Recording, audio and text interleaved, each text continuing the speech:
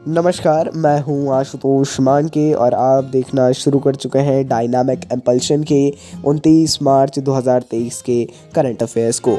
और जब आप क्लिक कर ही लिया है तो आप सभी जानते हैं ज्ञान को कभी भी अधूरा नहीं छोड़ना चाहिए, इसलिए वीडियो को अंत तक ध्यान से अवश्य देखते रहिएगा। तो चलिए शुरू करते हैं आज के इस वीडियो को सबसे पहली जानकारी के साथ। न्यू डेवलपमेंट बैंक जो कि ब्रिक्स का बैंक है, आप सभी लोग परिचित होंगे, हमने कल भी इसकी जानकारी ली थी। ब्रिक्स का जो बैंक है ऑफिशियल इसका नाम है न्यू डेवलपमेंट बैंक। इसने घोषणा की है कि ब्राज़ील की पूर्व राष्ट्रपति डिल्मा वाना रूसेफ को बैंक का नया अध्यक्ष चुना गया है। ये मार्कस ट्राइजो की जगह लेंगी। इसमें अध्यक्ष चेंज होते रहते हैं। ब्रिक्स समूह के बारे में आप सभी लोग जानते होंगे, ये 5 राष्ट्रों का संगठन है जिसका एक मुख्य सदस्य भारत भी है। उसी का बैंक है न्यू डेवलपमेंट बैंक जो कि ऋण वगैरह भी देता है। इसके नए अध्यक्ष का नाम है डिल्मा वाना रूसेफ। आइए आगे बढ़ते हैं, देखते हैं अगली जानकारी को। अगली जानकारी, रूस की नौसेना ने मार्च 2023 में यानी हाल ही में जापान के सागर में एक कृत्रिम लक्ष्य पर सुपरसोनिक एंटी शिप मिसाइलें दागी हैं। ये वाकई में एक बहुत ही बड़ी बात होती है। क्या है, एक्चुअल लोग समझ नहीं पाते हैं, सुन लेते हैं लेकिन बताना पड़ता है कि एक वाकई में बड़ी बात है, इस लक्ष्य की प्राप्ति है ना। तो जैसे भारत भी कुछ करता है तो हमें बताना होता है, सीधी सी बात है। इस टर्म से आप परिचित नहीं हैं। P270 मॉस्टेक मिसाइल जिसका नाम नाटो रिपोर्टिंग या SSN-22 सनबर्न है, ये इनकी मध्यम श्रेणी की सुपरसोनिक मिसाइल है। इस मिसाइल के बारे में जानकारी है, बस इतनी जानकारी मेरे ख्याल से पर्याप्त रहने वाली है। लेकिन हाँ, एडिशनल में यदि बात की जाए तो आप रूस की आर्मी, रूस की मिसाइलें, इनके बारे में अवश्य जानकारी ले लीजिएगा। आइए अगली जानकारी। IIT मद्रास के शोधकर्ताओं ने एक त्रिआयामी हिंदी माध्यम के छात्र छात्राएं ध्यान रखेंगे। त्रिआयामी मतलब 3D है ना। आप लोगों को पता होगा इंग्लिश मीडियम के लिए 3D, लेकिन आप लोग ऐसी चीज़ों, ऐसे टर्म्स को याद रखना शुरू करिए। कागज़ आधारित पोर्टेबल उपकरण विकसित करेगा।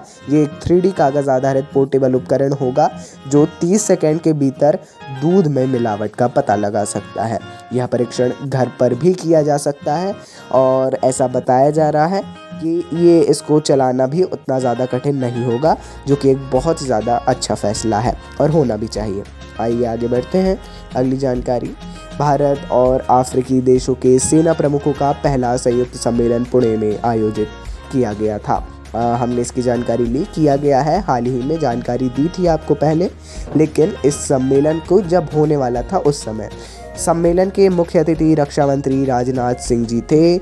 यह इन देशों के सेना प्रमुखों का अब तक का पहला सम्मेलन था।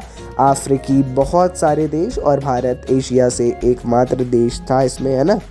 याद रखिएगा, इसके बारे में भी हमने उस समय भी बताया था कि इम्पोर्टेंट है, लेकिन जो उस समय नहीं थे, न्यू दर्शक हैं, उनके लिए हम बता दे रहे हैं कि आपको इसके बारे में पढ़ना ही होगा। और मैं तो कहूँगा आप मस्ट वो पुराने सभी वीडियोस को धीरे धीरे देखना शुरू करिए। आइए आगे बढ़ते हैं। अगली जानकारी, NDTV ने भारतीय प्रतिभूति विनिमय बोर्ड, आपने अवश्य सुना होगा नाम, सेबी के पूर्व अध्यक्ष उपेंद्र कुमार सिन्हा को NDTV के निदेशक मंडल का एक स्वतंत्र निदेशक और गैर कार्यकारी अध्यक्ष नियुक्त किया। NDTV, आप सभी ने NDTV का नाम सुना होगा। ये एक न्यूज़ कंपनी है और इसमें सिन्हा जो है ये अभी गैर कार्यकारी अध्यक्ष और स्वतंत्र निदेशक, इनको नियुक्त किया गया है। 2011 और 2017 के बीच 6 साल की अवधि, 6 साल के अधिक समय तक सेबी के अध्यक्ष के रूप में कार्य किया और इन्हें अभी ये नया पद दिया गया है। अच्छी बात है, बाकी देखते हैं आगे कैसा क्या होता है। कोई भी ऐसी पर्सनल टिप्पणी नहीं रहेगी। आइए आगे बढ़ते हैं। अगली जानकारी, उत्तराखंड के नैनीताल जिले में रामनगर 28 से 30 मार्च 2023 के बीच उत्तराखंड में पहले G20 शिखर सम्मेलन की मेज़बानी कर रहा है। कल ही इसकी शुरुआत हुई है ना। ये नैनीताल जिला है, रामनगर है ना, जिला और उसमें रामनगर लगता है। आई थिंक तहसील होगी। लगभग 70 विदेशी प्रतिनिधियों ने महामारी और रोग नियंत्रण से निपटने के लिए एक स्वास्थ्य अवसर और वैज्ञानिक ज्ञान तक पहुंच बढ़ाने के लिए वैश्विक प्रयासों में समन्वय सहित 4 एजेंडे पर चर्चा की है ना। ये तो G20 शिखर सम्मेलन की मेज़बानी थी, इसको याद रखिएगा, है ना। नाम वगैरह आप लोग याद रखते चलिए जो आधिकारिक नाम है। आगे बढ़ते हैं, देखते हैं अगली जानकारी। लद्दाख में lieutenant governor brigadier doctor BD Mishra सेवानिवृत्त ने सैयद महरी मेमोरियल हॉल कारगिल में लद्दाख साहित्य सम्मेलन के 3रे संस्करण का उद्घाटन किया है। देखिए, ये पहले तो आप नाम याद रखिए, BD मिश्रा जी, है ना, इनका नाम आपको याद रहना चाहिए। ये लेफ्टिनेंट गवर्नर ब्रिगेडियर थे, ऑब्वियसली सेवानिवृत्त, है ना। इन सब में सेवानिवृत्त लिखना आवश्यक होता है। यहाँ पर कारगिल में लद्दाख साहित्य सम्मेलन के 3रे संस्करण का उद्घाटन हाल ही में किया गया है।